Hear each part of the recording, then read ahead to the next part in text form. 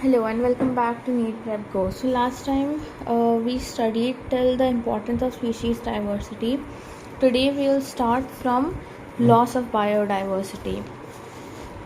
Okay, so this is class 12 NCERT line by line explanation for biodiversity and conservation chapter 15.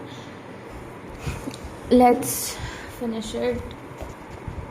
Okay, it's a very self-explanatory and easy chapter. So let's finish it. Loss of biodiversity. While it is doubtful if any species are being added through speciation into the Earth's treasury of species, there is no doubt about their continuing losses. The biological wealth of our planet has been declining rapidly, and the accusing finger is clearly pointing to human activities. The colonization of tropical Pacific islands by humans is said to have led to extinction of more than 2,000 species of native birds. The IUCN, as we had seen last time, International Union of Conservation of Nature and Natural Resources, Red List 2004 document the extinction of 784 species, including 338 vertebrate, 359 invertebrate, and 87 plants in the last 500 years. Some examples of recent extinction include dodo in Mauritius, quagga in Africa, thylacine in Australia, Steller's sea cow in Russia, and three subspecies Bali, Javan, and Caspian of tiger. The last 20 years alone have witnessed disappearance of 27 species. Careful analysis of records shows that extinction across taxa are not random. Some groups like amphibian appear to be more vulnerable to extinction. Adding to the grim scenario of extinctions is the fact that more than 15,500 species worldwide are facing the threat of extinction. Presently, 12% of all bird species, 23% of all mammal species, and 32% of all amphibian species, and 31% of all gymnosperm species face threat of extinction. From a study of history of life on Earth through fossil records, we learn that large-scale loss of species like the one we are currently witnessing have also happened earlier, even before humans appeared. During the long period that is more than 3 billion years since the origin and diversification of life on Earth, there were 5 episodes of mass extinction. How is sixth extinction presently in progress different from the previous episode? The difference is in the rates. The current species extinction rate are estimated to be 100 to 1000 times faster than the pre-human times, and our activities are responsible for the faster rate. Ecologists warn if the present trend continued, nearly half of all species of Earth might get wiped out within the next 100 years. In general, loss of biodiversity in a region may lead to decline in plant production, lowered resistance to environmental perturbations such as drought, increased variability in certain ecosystem processes such as plant productivity, water use, pest and disease cycles. So this is very important. Loss. What happens during loss of biodiversity? So what will happen to a region? So loss of biodiversity in a region will lead to decline in plant production. Okay, because biodiversity loss has happened, therefore plant production is less. Lowered resistance to environmental perturbation such as drought. Okay, so the resistance, it also decreases towards different kinds of diseases as well as conditions such as drought. Increased variability in certain ecosystem processes such as plant productivity. So there is increased variability in ecosystem process such as plant productivity, water use, pest and disease cycles. Causes of biodiversity losses. Accelerated rates of species extinction that the world is facing now are largely due to human activities. 4 major causes. The evil quartet is the sobriquet used to describe them. First is habitat loss and fragmentation. Most important cause of driving animals and plants to extinction is the habitat loss and fragmentation. That is tropical rainforest. More than 14% of land surface now they cover no more than 6%. This is because they are being destroyed. Urbanization is happening, and technology and everything, and we are building more houses, more roads, population increasing. Therefore, more and more hectares are getting lost. So the Amazon rainforest, as it is called as the lungs of the planet, harboring probably millions of species, is being cut and cleared for cultivating soya beans for conversion to grasslands and grazing beef cattle. Besides total loss and degradation of many habitats by pollution also threatens the survival of many species. When large habitats are broken up into small fragments due to various human activity, mammals and birds requiring large territories and certain animals with migratory habits are very badly affected, and this leads to population decline. Over exploitation. Humans have always depended on nature for food and shelter, but when need turns to greed, it leads to over exploitation of natural resources. This is a very common human tendency. Need what you need, you will always try to take more than that. So when your need turns to greed, then everything goes wrong. So many species extinction in the last 500 years were due to over exploitation by humans. Presently many marine fish population are over harvested, endangering the continued existence of some commercially important species. Then alien species invasion. When alien species are introduced unintentionally or deliberately for whatever purpose, some of them turn invasive and they cause decline and extinction of indigenous species. So in organism and population, we had studied if let's say Abingdon tortoise is there in the island, and it is peacefully living over there. If we suddenly introduce the goats which have a higher feeding efficiency, then slowly the population of the tortoise will decline. So basically when an alien species is introduced, then the indigenous and authentic species of that particular area, they decline or get extinct. Okay, so the Nile perch introduced into Lake Victoria led to eventually extinction of an ecologically unique assemblage of more than 200 species of cichlid fish in the lake, because the Nile perch ate up all the fish. So many species of 200 species of cichlid fish went extinct. You must be similar with environmental damage caused and threat posed to our native species by invasive weeds. Okay, when we put parthenium, that is carrot grass, or lantana or water hyacinth, that is echinoria, we had learned terror of Bengal. Then what happens? The plant nutrition and the plant growth, it declines because of the weed, as it has to now share its resources.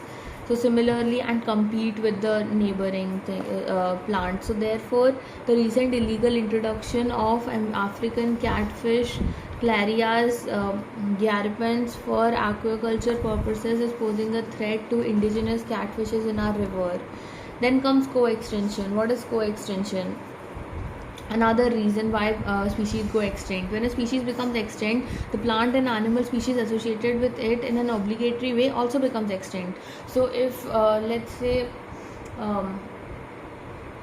there is a host, and then there is the parasite. Okay, so when the host goes extinct, then the parasite has now nothing left to invade and capture and use up its resources and survive and get food and nutrition and reproduce. And also, therefore, since the host is gone, the parasite will also die. So when a host species becomes extinct, its unique assemblage of parasites also meets the same fate. Another example is co-evolved plant pollinator mutualism, where extinction of one invariably leads to the extinction of other. Okay, then biodiversity conservation. Why should we conserve biodiversity? There are many reasons, some obvious and others not so obvious, but all are equally important. They can be grouped into three categories: narrowly utilitarian, broadly utilitarian, and ethical. Okay, so if the question comes, why should we conserve biodiversity, then there are three reasons: narrowly utilitarian, broadly utilitarian, and ethical. Three reasons. Okay, first is narrowly utilitarian arguments. For conserving biodiversity, they are obvious. Human derive countless direct economic benefit from nature. Okay, and industrial products, and more than 25% of drugs sold in the market worldwide are derived from plants, and 25,000 species of plant contribute to traditional medicine used by native people around the world. Nobody knows how many more medicinally useful plants are there in tropical rainforest waiting to be explored. With increasing resources put into bioprospecting, that is exploring molecular, genetic and species level diversity for products of economic importance, nations endowed with rich biodiversity can expect to reap enormous benefits. Okay, so why should we conserve biodiversity? The narrowly utilitarian argument says that we should conserve biodiversity because we know that in day-to-day life human beings exploit different kinds of plants, medicinal plants to and drugs, okay, more than 25,000 species to help cure diseases, and molecular, genetic and species level research and economic importance and everything. So therefore that is bioprospecting. So nobody knows how many more useful plants and medicinal plants are available in tropical rainforest waiting to be discovered, and as soon as eventually it will lead to the welfare of human beings and mankind. Therefore it is very important for us to conserve biodiversity so as to get endowed with this rich biodiversity and expect to reap enormous benefits, okay, in the future. Then comes the second argument, that is broadly utilitarian, that says that biodiversity plays a major role in many ecosystem services which nature provides. Fast dwindling Amazon forest is estimated to produce through photosynthesis 20% of the total oxygen of the Earth's atmosphere.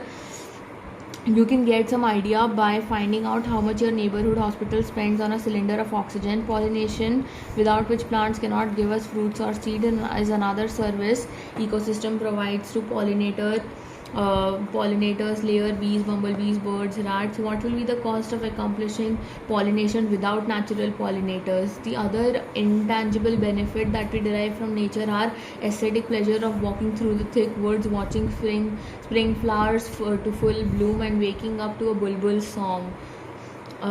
Can we put a price tag on these things? So the broadly utilitarian argument says that 20% of entire planet's oxygen comes from the Amazon rainforest, that is fixing of Amazon that is photosynthesis by the vegetation in Amazon forest, okay. Then pollination of flowers through which we get our seeds and fruits and all our food. It is done by natural pollinators, bees, bumblebees and birds. If they go extinct, then without natural pollinator will we be able to survive and like pollination occur and get all our food and all? No, it will be very difficult. Then there are also aesthetic pleasures like walking through the woods and then watching flowers bloom and waking up to a bulbul song. So these are the broadly utilitarian argument. Then comes the ethical argument. Ethical argument for conserving biodiversity relates to what we owe to millions of plant, animal and micro species with whom we share this planet. Philosophically, spiritually, we need to realize that every species has an intrinsic value. Even if it may not be of any current or economic value to us, it is our moral duty to care for their well-being and pass on our biological legacy in good order to future generation. So these are the three reasons why we should conserve biodiversity. First is narrowly utilitarian, then broadly utilitarian, then ethical.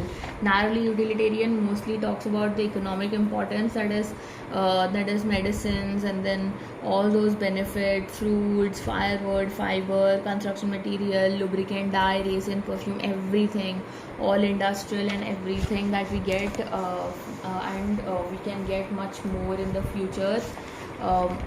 Then broadly utilitarian speaks about all the essential things that is at the present, that is oxygen, natural pollinators, that pollination, food, fruit, seed, all that we get. Then aesthetic pleasures, everything. Ethical argument says that through philosophical as well as spiritual perspective, each and every species has a kind of an intrinsic value, and it is our moral duty to take care and well-being and pass on the biological legacy in good order to the future generation. Now, how do we conserve biodiversity? So we understood why we have to conserve biodiversity. Now, how we conserve biodiversity? When we conserve and protect the whole ecosystem, its biodiversity at all levels is protected. Okay, so when we conserve and protect whole ecosystem, biodiversity is also protected. It is like in order to save the tiger, we save the entire forest. This approach is called as in situ or on-site conservation. There are situations where an animal or plant is endangered or threatened, that is very high risk of extinction and needs urgent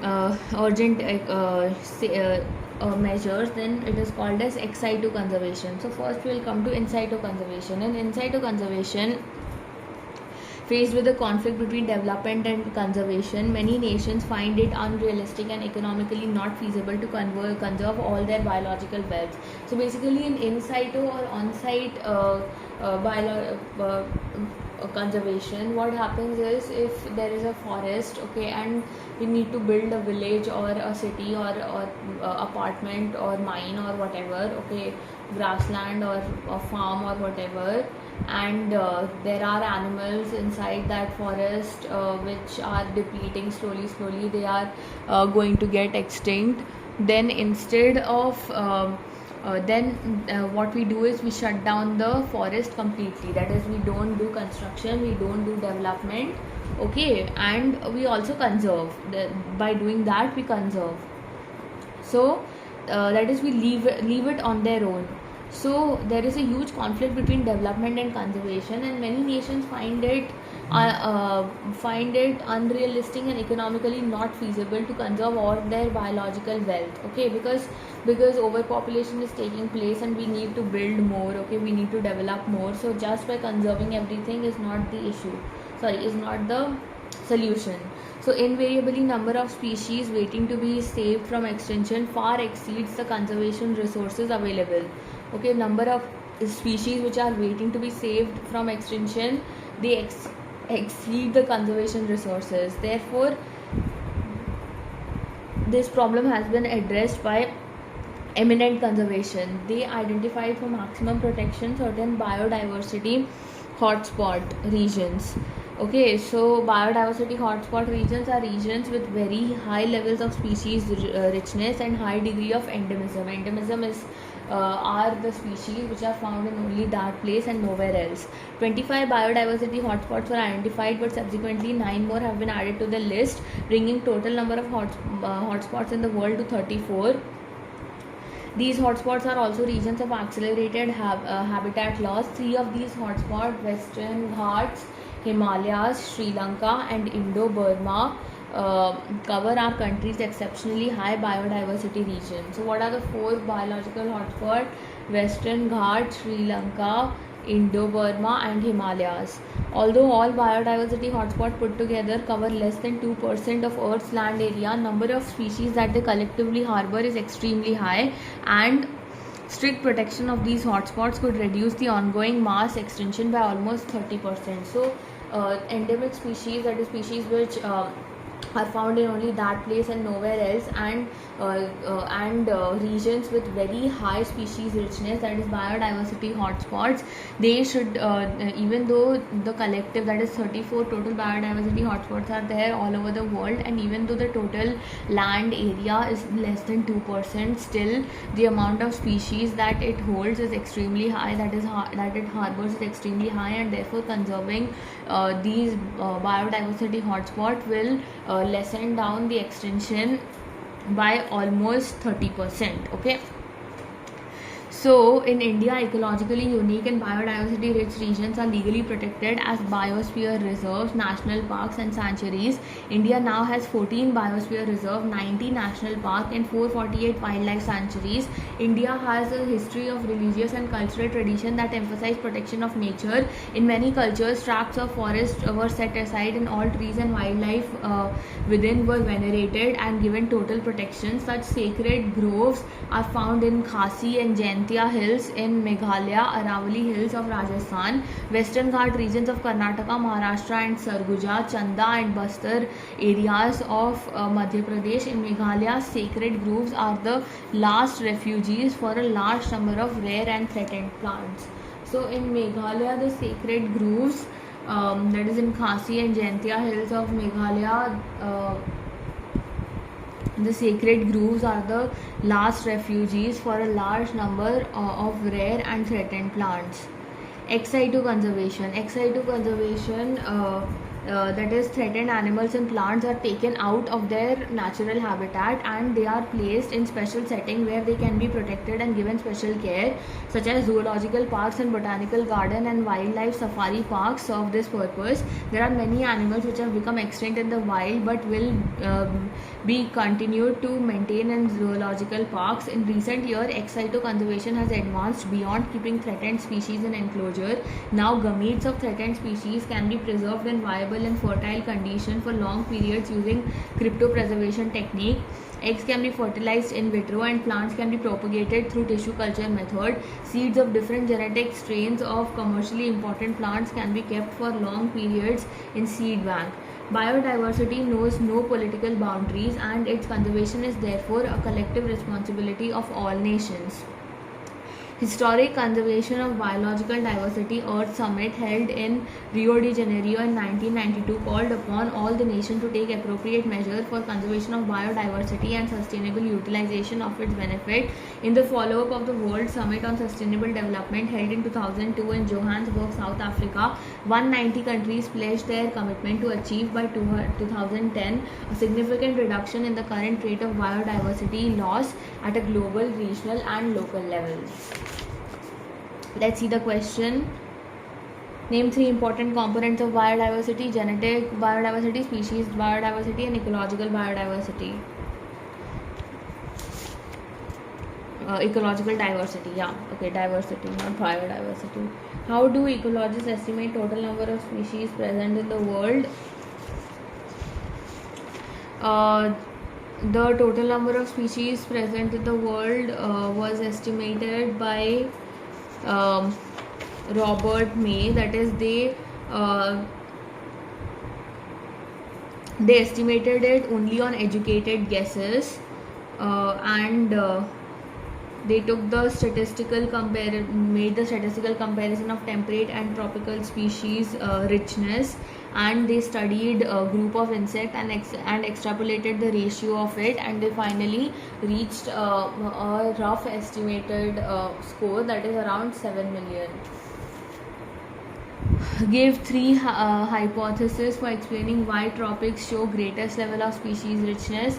First is speciation, that is, in temperate region frequent glaciation take place, whereas in tropics it was relatively undisturbed for a long time, millions and millions of years, which gave evolutionary time for species diversification. This is the first reason. Second reason is the environment in tropics is relatively stable, constant, and it helps in niche specialization, therefore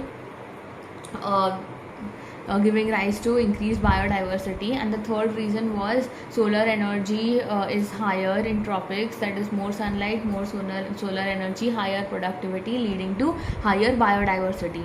What is the significance of the slope of regression in a species area relationship? So the significance of slope of regression in species area relationship is that the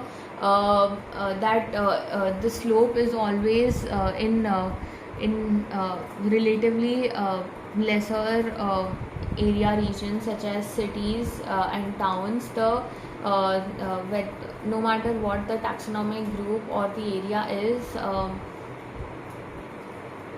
area from which it is found is the slope always comes out to be less steep, that is around 0.1 to 0.2, right? Yeah, 0.1 to 0.2. But for entire continent the slope is much more steeper, that is 0.6 to 1.2. 0.1 to 0.2, and this is 0.6 to 1.2. Then what are the major causes of species losses in geographical region? The major causes of species loss in geographical region will be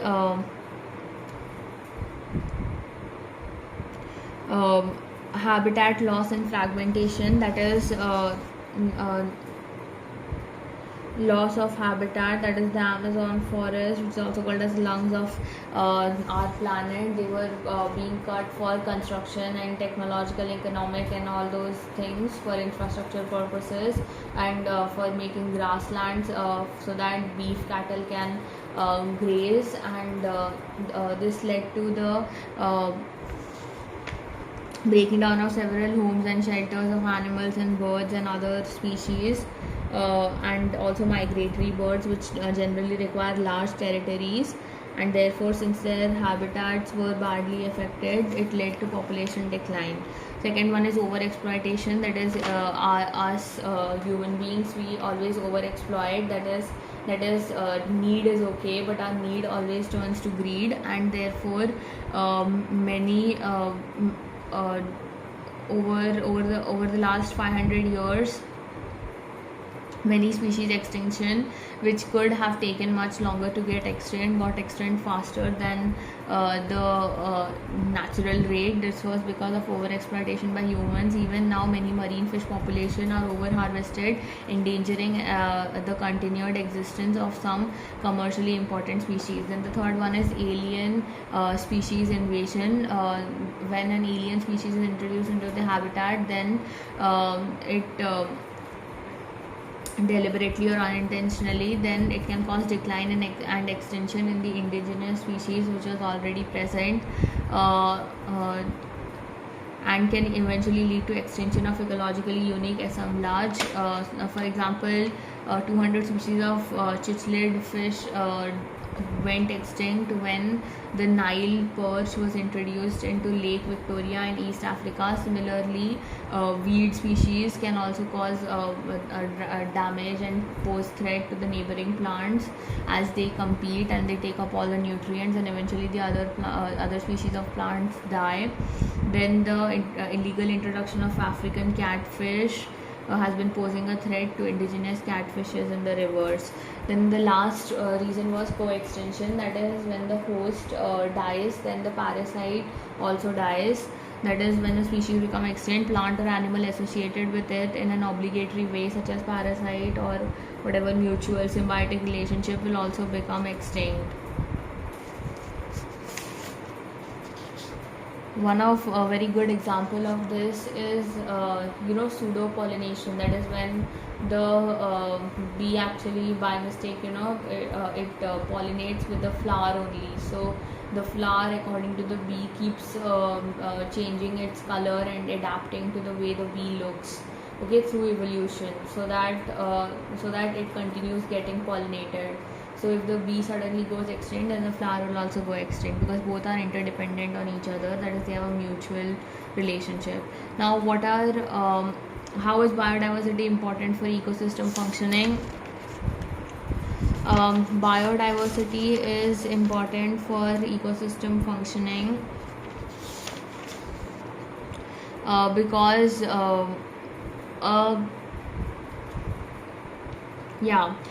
David Tillman showed us that increased biodiversity leads to higher productivity, as well as the higher species in an area, that is in an area with species having more biodiversity shows less year-to-year variation in biomass. So these are the two reasons. Then how is this achieved by biotic components of no wait. Then what are sacred groves and what is their role in conservation? So sacred groves are the places where all trees and wildlife within were venerated and given total protection. These sacred groves are present in Khasi and Jaintia hills of Meghalaya. Here the complete forest is venerated so that all the entire all the plant species as well as animal species can be completely protected and conserved inside. How is among the ecosystem service are control of floods and soil erosion? How is this achieved by the biotic components of the ecosystem? Among ecosystem services are control of floods and soil erosion. Okay, so how is this achieved by biotic components of the ecosystem? Okay, we'll come back to this question. Species diversity, that is 20% less. What could be the explanation to how animals? This is because there's more higher population, higher in the past also. Okay, so firstly the eighth question. Among ecosystem services, control of floods and soil erosion, I just checked. Okay, so floods and soil erosion, it has basically they have written that trees have roots which are very strong. Okay, they help from floods and soil erosion and all, and also there are products or benefits given by ecosystem. Plants play a vital role in control of flood and soil erosion. Their roots bind very strongly. This is not written in the chapter only, but anyways. Then the next question is species diversity of plants 22% is much less than that of animal. What could be explanation? So basically the answer here, it is written that it is due to greater dispersal, more number of surviving individual. Most animals possess simple or complex nervous system to control and coordinate various activities. Okay, so it has basically written more about animals' nervous system and how they have a nervous system in response to stimuli, and they can protect themselves and they have some basic level of intelligence, whereas plants of course cannot do that. So therefore in that way they have written what nervous system and all. And then the last question, can you think of a situation where you deliberately want to make a species go extinct? Yeah, many species of microbes such as your mumps, measles and smallpox I think went extinct, and polio and all these things, we want these to completely go extinct. So humans are deliberately making the species go extinct. Okay, so thank you. This is the end of biodiversity and conservation. The rest of the notes, last 2 pages I will write. Okay, if possible I'll try to share also in the next lecture. I'll just try to recap this. So next lecture we'll take biotechnology and application. Thank you. Have a nice day.